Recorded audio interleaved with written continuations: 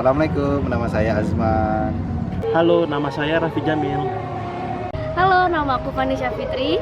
Halo, nama saya Cantika Putri Wulandari. Halo, nama saya Yafri. Assalamualaikum warahmatullahi wabarakatuh. Nama saya Zulham Syaputra. Semangat!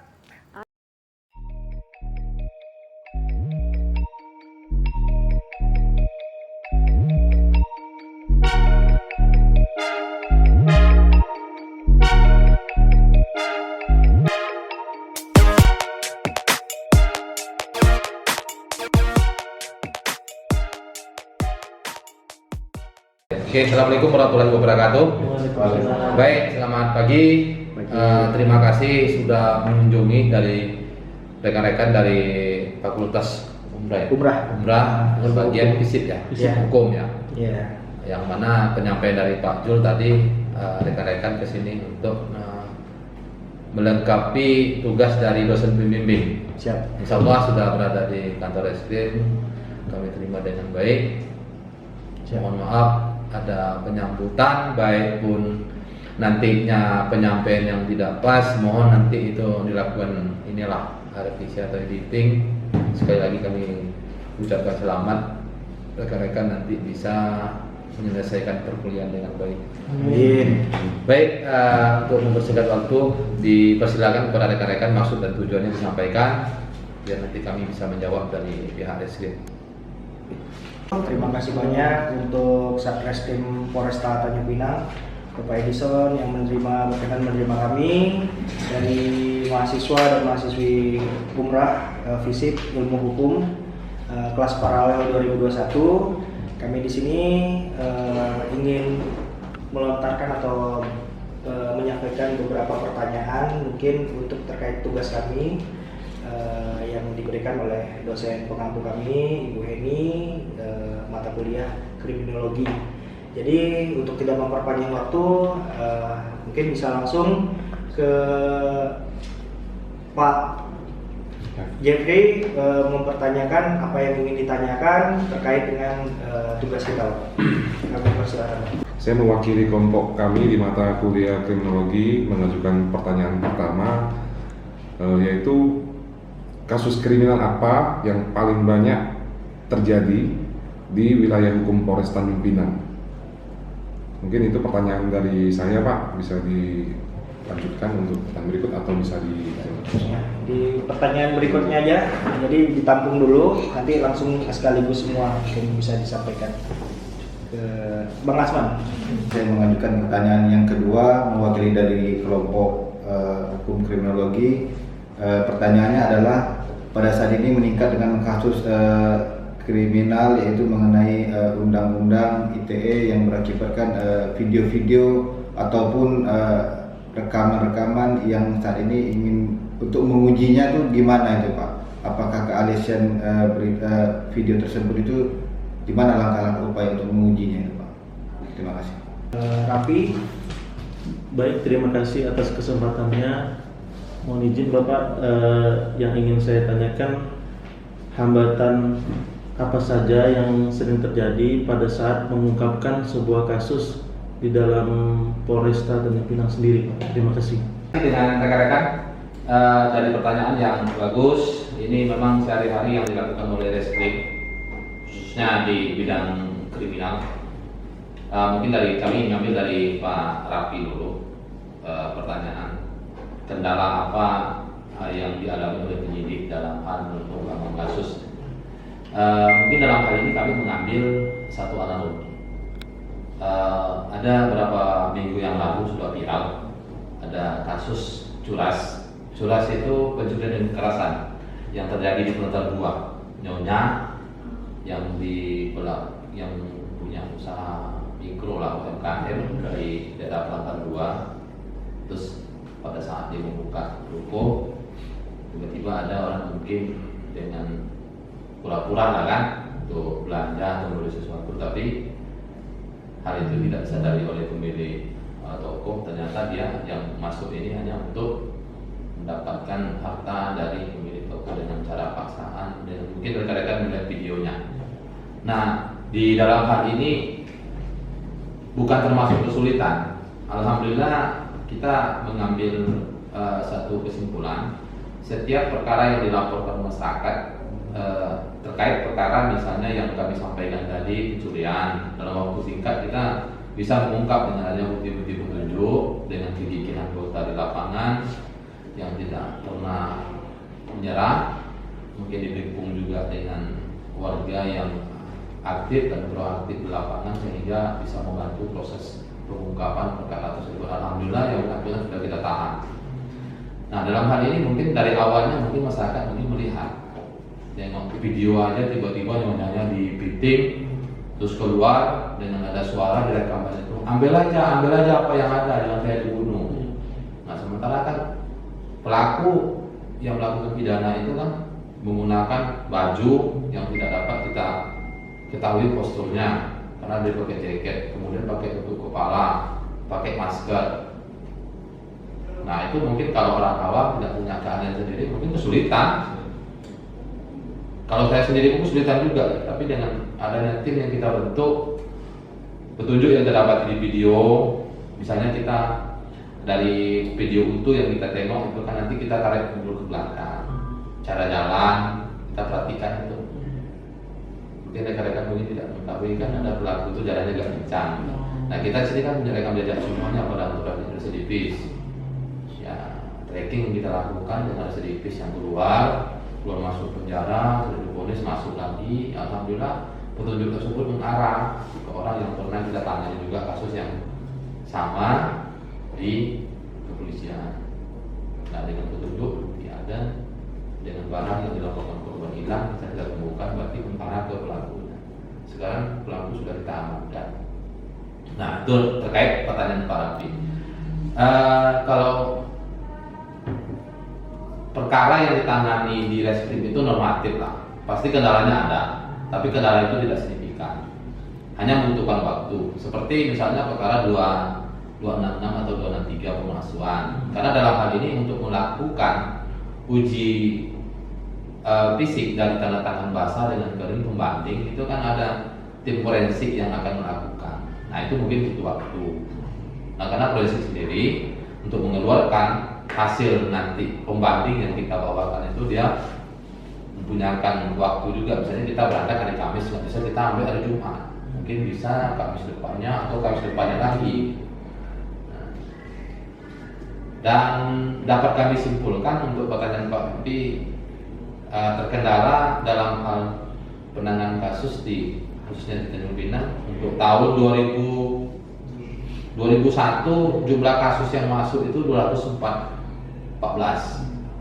Nah, 2022 yang masuk laporan ya ke kita itu 248.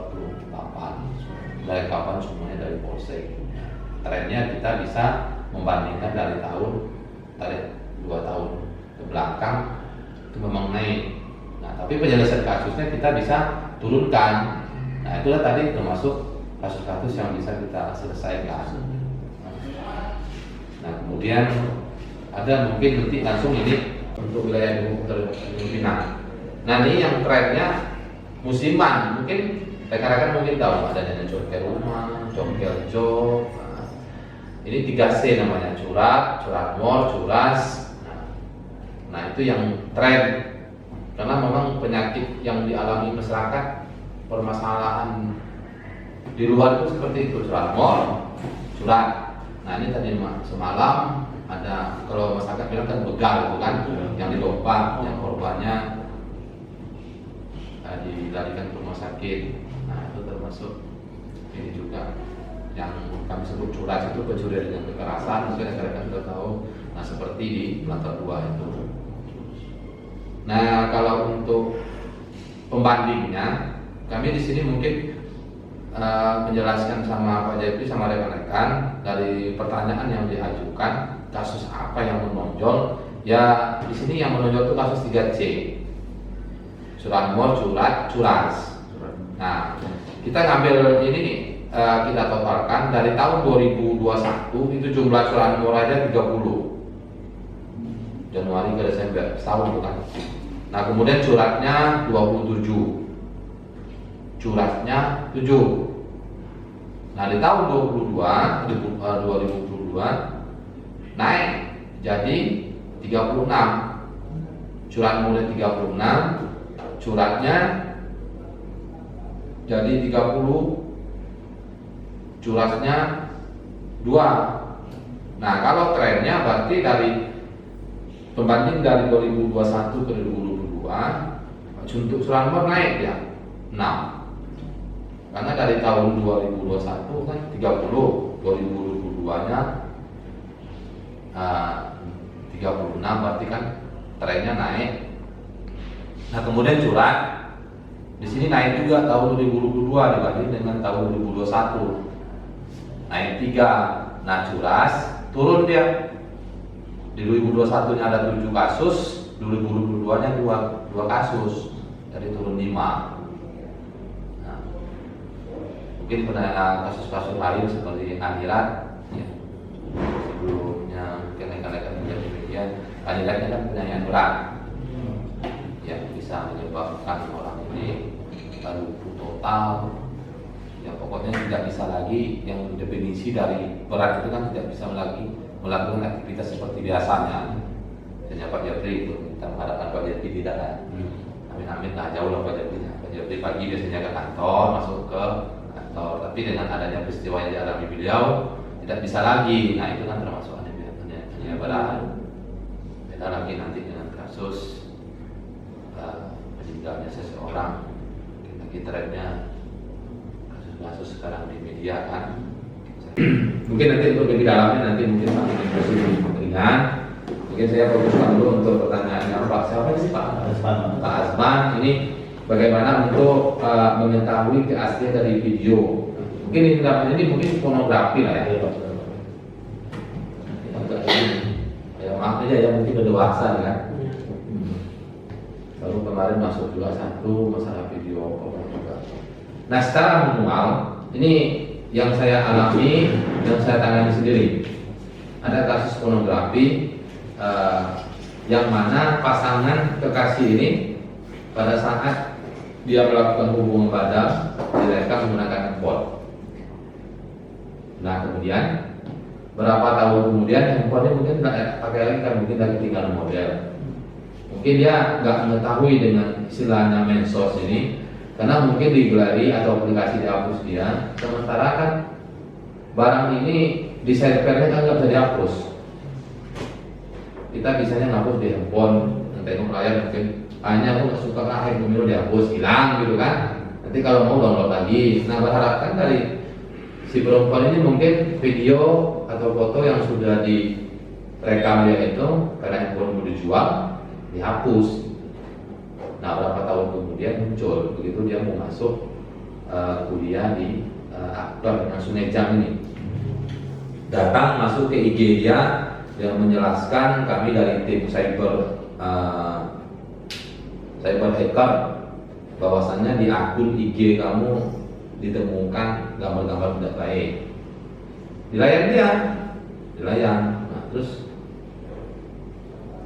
nggak mungkin kan, nggak curiga ini mungkin penipuan. Akhirnya dipancing, dikirimlah fotonya, baru kaget. Nah disitulah pelaku berusaha untuk mendapatkan uang untuk meminta ke si perempuan ini. Nah perempuan nggak tahu nih, karena uang yang diminta kan jumlahnya bukan sedikit orang ini kan. Kalau ibu mau ini juga video ini dihapus, kita sekarang memang lagi tidak punya alat. Kalau ibu mau mungkin ibu bisa bantu kita untuk secara administrasinya, kita bisa kerjasama dengan rekanan untuk menghilangkan video atau foto. Nah dimintanya kan besar, sekitar 20-an. Dia kan tahu dia ini tracking, dia tanya dulu, ada sekarang apa? Masuk kuliah, kan masa depan dia kan. Nah berarti kan kesempatan dia, makanya untuk hati-hati juga gitu. Nah kemudian dengan hal seperti ini dia tidak bisa menyanggupi keinginan dari si pelaku karena dia mengancam kalau enggak nanti video disebarkan.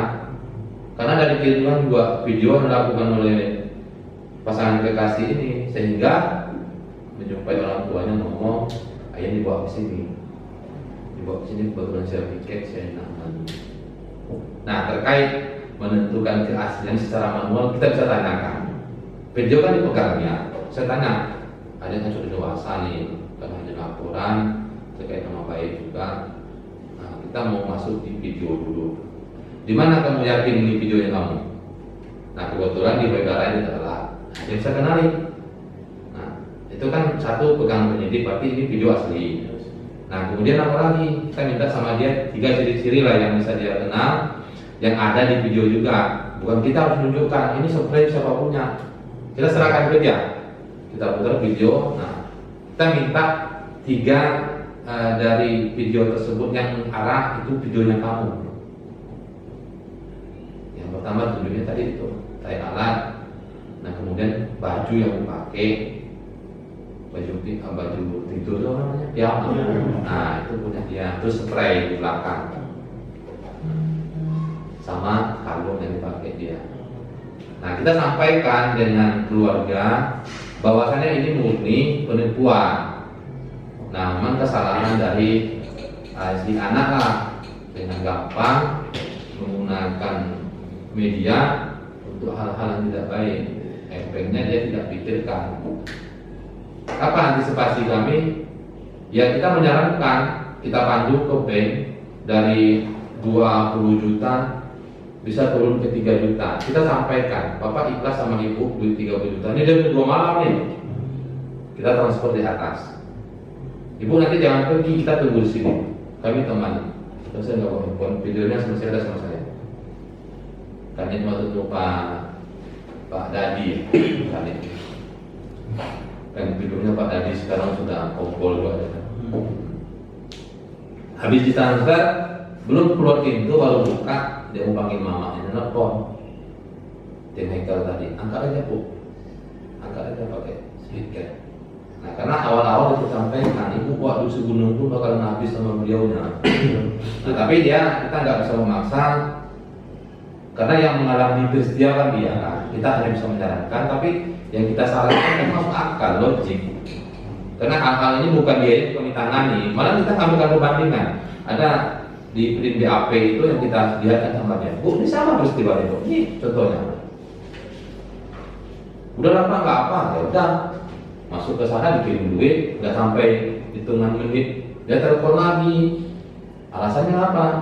Karena videonya terlalu lama, harus menggunakan alat yang lebih canggih lagi. Itu tentu mahal. Nah, udah Ibu layani aja, Ibu minta waktu sebentar. Dia kan ada datangkan kan pakai speaker tahu juga. Kami sebenarnya pernah sampaikan, makanya segunung Ibu bawa atau selori bahkan habis. Nah, betul. Dan Bu, itu putuskan, nah, kami kasih masukan. Pak, macam mana caranya? IG yang Ibu anak punya, hilang semuanya, emailnya hilang, dihapus semuanya dengan aktif. Nah, nanti kalau nasib anaknya itu kurang baik, antara nanti yang bising-bising, yang memviralkan, nanti itulah bisa nanti kita bisa cari nanti pelaku siapa yang jelas bukan dari pihak yang hacker lah. Hacker itu nggak ada dia menanya seperti itu, hubungin. Jelas menghapus saja. Orang itu punya kali pemerintah besar gayanya, personalnya nggak ada nelfon. Kalau kami patroli ada gambar yang nggak bagus ditemui di media, ada. Itu jelas penipuan, itu sampaikan atau keluarga. Nah, kalau memang ada keraguan kita dari situ, sekarang ada foto. Mungkin maaf di atasnya badannya orang lain, di atasnya mukanya Pak Rafi. Gitu. Nah, kalau hal itu kan kita bisa menyampaikan.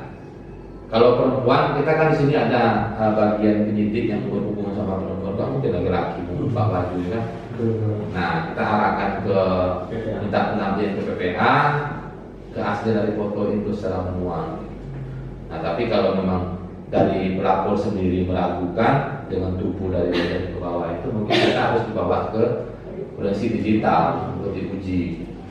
Handphone nanti yang kita bawa bukan fotonya, handphone yang dibawa. Nanti dilakukan checkmail, tracking dari nomor handphone yang berhubungan ke situ, siapa ini apa. Kalau untuk menentukan cara menentukan keaslian, ya. Kalau secara manual saya sampaikan seperti itu tadi, kita bisa langsung memang video itu buat korban, Pak, saya mau melapor pornografi ini.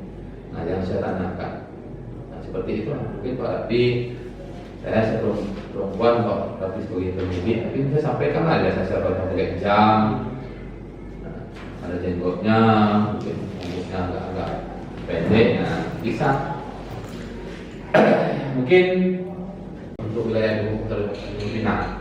Nah ini yang trennya musiman, mungkin rekan-rekan mungkin tahu adanya congkel rumah, congkel jok. Ini 3C namanya, curat, curat mor, curas. Nah itu yang tren, karena memang penyakit yang dialami masyarakat, permasalahan di luar itu seperti itu, curat mor, curat. Nah ini tadi semalam ada, kalau masyarakat bilang kan begal itu kan, yang dilompat, yang korbannya dilarikan ke rumah sakit. Nah itu termasuk ini juga yang kami sebut curas, itu pencurian dengan kekerasan, mungkin rekan-rekan sudah tahu. Nah seperti di lantai 2 itu. Nah kalau untuk pembandingnya, kami di sini mungkin menjelaskan sama Pak Jepri sama rekan-rekan dari pertanyaan yang diajukan, kasus apa yang menonjol. Ya di sini yang menonjol itu kasus 3C, curat mor, curat, curas. Nah kita ngambil ini nih, kita totalkan dari tahun 2021 itu jumlah curat mor aja 30, Januari ke Desember, setahun bukan. Nah kemudian curatnya 27, curasnya 7. Nah di tahun 2022 naik jadi 36, curat mulai 36, curatnya jadi 30, curasnya 2. Nah kalau trennya berarti dari pembanding dari 2021 ke 2022 untuk curat mor naik ya 6, karena dari tahun 2021 kan 30, 2022 nya 36, berarti kan trennya naik. Nah kemudian curat di sini naik juga tahun 2022 dibanding dengan tahun 2021, naik 3. Nah curas turun dia, di 2021 nya ada 7 kasus, 2022 nya 2 kasus, jadi turun 5. Nah, mungkin pada kasus-kasus lain seperti akhirat ya, sebelumnya mungkin rekan-rekan menjadi demikian. Akhiratnya kan penyakit berat yang bisa menyebabkan orang ini lumpuh total. Ya pokoknya tidak bisa lagi, yang definisi dari berat itu kan tidak bisa lagi melakukan aktivitas seperti biasanya. Dan Pak Jepri itu kita mengharapkan Pak Jepri tidak ya. Amin lah, jauh lah Pak Jepri. Pak Jepri pagi biasanya ke kantor, masuk ke kantor. Tapi dengan adanya peristiwa yang dialami beliau tidak bisa lagi. Nah itu kan termasuk anemia berat. Beda lagi nanti dengan kasus meninggalnya seseorang. Lagi trennya kasus sekarang di media kan.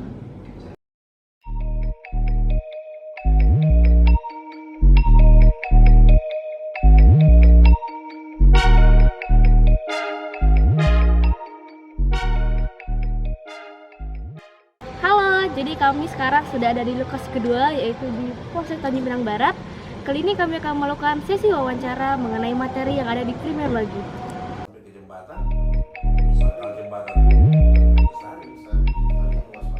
Assalamualaikum warahmatullahi wabarakatuh. Sebelumnya terima kasih banyak kepada Kanit Reskrim Polsek Tanjung Pinang Barat, Polres Tanjung Pinang, wilayah hukum Polres Tanjung Pinang, yang sudah berkenan menerima kami nih Pak, mahasiswa umrah FISIP ilmu hukum kelas paralel 2021 Pak. Jadi berkaitan kami mendapatkan tugas dari dosen pengampu kami Bu Eni, mata kuliah kriminologi. Kami ingin mengajukan beberapa pertanyaan kepada Bapak tentang kriminalitas di wilayah Polsek Tanjung Pinang Barat Pak. Mungkin yang pertama pertanyaan dari saya terkait dengan identitas pelaku kejahatan Pak. Jadi pengaruhnya seseorang melakukan kejahatan itu apakah ada juga faktor dari suku, ras atau adat tersendiri di daerah wilayah Tanjung Pinang Barat nih. Mungkin karena mungkin Tanjung Pinang Barat ini apakah didominasi oleh suku-suku tertentu atau etnis tertentu, jadi pelakunya mereka seperti itu. Apakah tidak secara global dari luar, apa memang dari orang lokal seperti itu Pak? Itu pertanyaan mungkin yang dari saya. Selanjutnya mungkin bisa ditanyakan.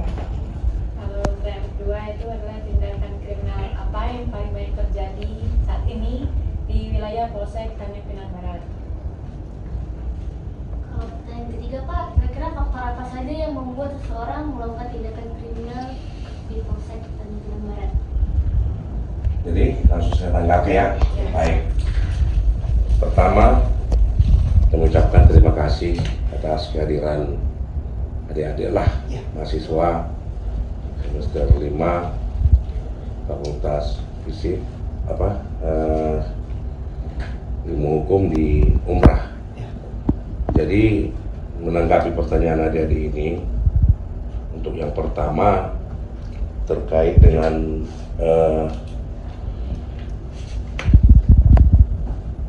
suku atau ras ya, yang merupakan pelaku kejahatan di wilayah Polsek Tanjung Pinang Barat. Dalam hal ini untuk suku ras sebenarnya tidak ada. Untuk ras di sini tidak ada kaitannya, artinya tidak ada yang mendominasi. Dan memang di Tanjung Pinang Barat ini walaupun ada gangguan Kamtibmas, yang paling tinggi itu memang pencurian. Hanya pencurian ini sepertinya kalau kita perhatikan itu pencurian yang didominasi oleh umur-umur usia remaja. Kenapa? Karena ini banyak yang seperti tabung gas, bobol kedai, ngambil minyak, ngambil rokok gitu. Jadi tidak ada ras sebenarnya, karena di sini sudah boleh dikata penduduk Tanjung Pinang Barat ini heterogen. Jadi sudah semua suku ada di sini. Jadi untuk pelaku tindak pidananya tidak ada yang mendominasi baik suku atau agama di wilayah Tanjung Pinang Barat. Untuk tindak pidana tertinggi sepanjang tahun 2022 di wilayah Tanjung Pinang Barat ini adalah pencurian. Namun tergolong dalam curat ya karena itu tadi, walaupun sedikit barang yang diambil, walaupun kecil yang diambil, yang rata-rata dilakukan malam hari. Terus ya namanya tabung gas mungkin di kedai-kedai pinggir jalan ya pasti sedikit banyak ada membongkar lah mereka untuk ambil tabung gas ataupun rokok atau apa gitu. Sedangkan untuk pencurian yang boleh dikatakan yang besar ya mudah-mudahan banyak yang terungkap. Cuman walaupun beberapa tunggakan kita masih ada. Terus untuk yang kedua ini didominasi dengan penipuan online atau arisan online juga ada. Didominasi yang kedua disusul oleh penipuan online dan arisan online. Dan selanjutnya ya mungkin adalah perkara-perkara seperti penganiayaan, pengerusakan seperti itu. Kemudian menanggapi pertanyaan yang ketiga, faktor yang mempengaruhi seseorang untuk melakukan tindak pidana. Ini yang pertama mungkin tetaplah kebutuhan, namun dalam hal ini kebutuhan ini kita tanda kutip. Kalau yang remaja-remaja ini ya mungkin untuk beli kuota, main game atau apa, ya mungkin seperti itu kebutuhannya. Walaupun 1-2 memang ada yang memang pencuri-pencuri yang profesional. Kalau yang faktor utamanya itu yang memang kebutuhan. Terus yang kedua itu adanya kesempatan. Karena apa? Beberapa kejadian pencurian di sini ada yang merupakan barang tertinggal, seperti handphone di laci motor. Ya, memang ada 1-2 sih LP gangguan Kamtibmas pencurian di bawah jok di Ramayana, di depan Ramayana di itu. Ya itu walaupun tak banyak, sejumlah laporan sini paling dua perkara ya. Jadi mungkin itulah yang bisa kami sampaikan untuk ras atau pelaku kejahatan ini. Terus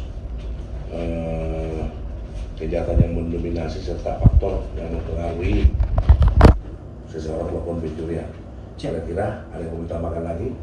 Mungkin itu saja Pak yang kami butuhkan terkait dengan tugas kami. Terima kasih banyak atas penjelasan yang telah Bapak berikan. Kami sekali lagi mohon maaf jika kehadiran kami di sini mengganggu Bapak dalam mungkin beraktivitas atau melakukan kedinasan nih Pak. Sebelumnya terima kasih banyak dan mohon maaf Pak. Oh, kalau itu mengganggu ya. Siap, Cuman Pak. ini sudah atas izin Pak Kapolsek Siap, ya. siap, Atas izin Pak. Pak Siap. Kapolsek kami sampaikan ini. Siap. Dan kami juga mengucapkan terima kasih atas Siap. kepercayaan masyarakat khususnya terhadap kita selaku penegak hukum ini ya. Siap, Pak. Siap. Ya semoga kedepannya Tanjung Pinang ini lebih aman, Amin. kondusif, layak untuk kita tinggali. Siap, siap. Terima Khususnya kasih. Tanjung Pinang Barat. Ya Pak. Siap. Demikian, kami ucapkan sekali lagi terima kasih atas kehadirannya. Ya Pak. Selamat menuntut pendidikan, semoga cepat wisuda ya. Amin. Oke. Kabar udah baik. Wilayah ini ya, wilayah Jalan-jalan papi keluar apa ya? Itu memang kayu itu yang sebelah masjid itu saya itu. Halo, jadi kami ada di lokasi ketiga yaitu Kelurahan Tanjung Pinang Barat. Kami akan melakukan sesi wawancara dengan Pak Lurah mengenai salah satu materi yang ada di kriminologi. Terima kasih. Assalamualaikum warahmatullahi wabarakatuh. Terima kasih banyak sebelumnya Bapak Lurah Tanjung Pinang Barat berkenan menerima kami dari mahasiswa Umrah ilmu hukum di FISIP dengan dosen pengampu Ibu Eni mata kuliah kriminologi datang ke sini untuk mungkin mengajukan beberapa pertanyaan Pak terkait tugas kuliah kami Pak. Jadi mungkin yang pertama kami ingin mengetahui Pak tindak kriminal yang paling banyak terjadi di wilayah Bapak sendiri, wilayah Tanjung Pinang Barat. Mungkin itu. Yang kedua mungkin bisa disampaikan sama Pak Raffi. Nanti Bapak bagaimana upaya dari pihak kelurahan untuk mengantisipasi tindak kriminal yang ada di sini? Peran pemerintah lah Pak. Iya Pak. Pemerintah.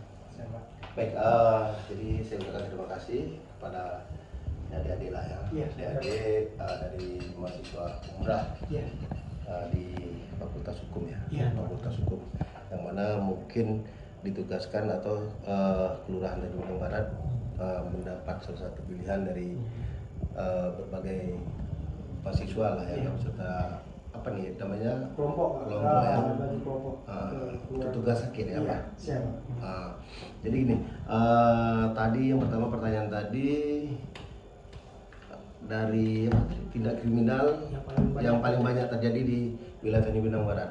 Jadi alhamdulillah kalau di Tanjung Pinang Barat ini terkait tindak kriminal sangat minim. Benar. Mungkin dari kota Tanjung Pinang, mungkin Kelurahan Tanjung Pinang Barat salah satu yang sangat minim. Paling aman. Insya Allah mudah-mudahan sampai ke depannya juga paling aman. Amin, amin. Jadi di sini tindak kriminal yang pernah terjadi mungkin pencurian, yaitu makanan, mungkin ada handphone gitu yang pernah terjadi. Itu terkait tindak kriminal yang ada di wilayah Tanjung Pinang Barat. Nah itu pun sudah kedapatan masih tetangga dan ada anak kecil saat itu. Mungkin pengaruh ya, pengaruh nggak tahu kita pengaruh, mungkin pengaruh sekarang banyak ya namanya chip gitu kan, itu mempengaruhi. Oke, jadi kalau yang tadi pertanyaan itu yang pertama. Nah yang kedua upaya dari pihak Kelurahan atau pemerintahan lah. Jadi kita selama ini terkait situasi yang terjadi di sini, walaupun aman tetap kita waspada. Namanya kesempatan itu pasti ada. Jadi kita sudah berupaya berkoordinasi kepada pihak Babinsa, Babinkatikmas, dan berkoordinasi kepada forum. Di sini kan ada forum NTW. Nah melalui forum NTW untuk bisa menyampaikan ke masyarakat kita, keluarga kita bahwasanya untuk lebih berhati-hati, Pak, terkhususnya ketika ada warga yang ada urusan di luar kota, meninggalkan tempat lokasi rumah, yang mana sebaiknya untuk berpesan ke RT atau tetangga di wilayah tersebut. Jadi itu kita sudah sampaikan melalui. Jadi di sini kan masing-masing RT ini ada grup warga. Jadi mereka mengingatkan selalu melalui grup warga itu. Nah selain itu yang tadi saya lupa, di sini juga kita ada siskambling juga yang memang kita ada beberapa wilayah yang aktif dan ada juga yang belum aktif, tapi mungkin kedepannya akan kita coba lebih aktif lagi. Karena itu kita kerjasama sama pihak Binmas kan, Binmas dari Polsek dan Polres. Jadi saya rasa itu aja kalau terkait keamanan yang di wilayah Kelurahan Tanjung Pinang Barat. Siapa ada pertanyaan? Itu saja Pak yang bisa kami tanyakan terkait dengan tugas kami, karena kami tadi juga sudah ke Polres dan Polsek, mungkin kekurangan dari bahan kami sudah kami sampaikan ke Bapak dan sudah Bapak berikan keterangan. Kami ucapkan terima kasih sekali lagi kepada Bapak dan kami mohon maaf nih Pak kalau kedatangan kami ini mengganggu Bapak atau mengganggu kesibukan Bapak nih, karena dari pagi pasti Pak Lurah padat jadwalnya gitu ya Pak ya. Sekali lagi terima kasih banyak sebelumnya, mohon maaf kalau kami ada kekurangan dalam penyampaian Pak. Ya, jadi saya juga mengucapkan terima kasih dan mohon maaf juga mungkin dengan pelayanan waktu yang singkat mungkin ya. Siap.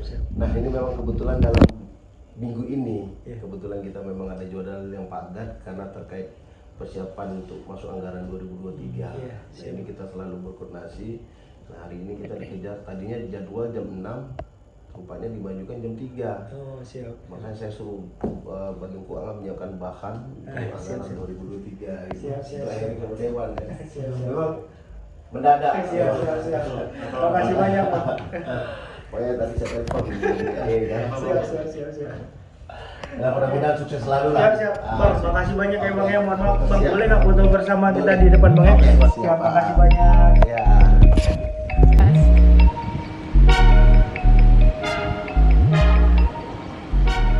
Kalau dia tak titipkan, dia tak bilang kalau dia keluar kota,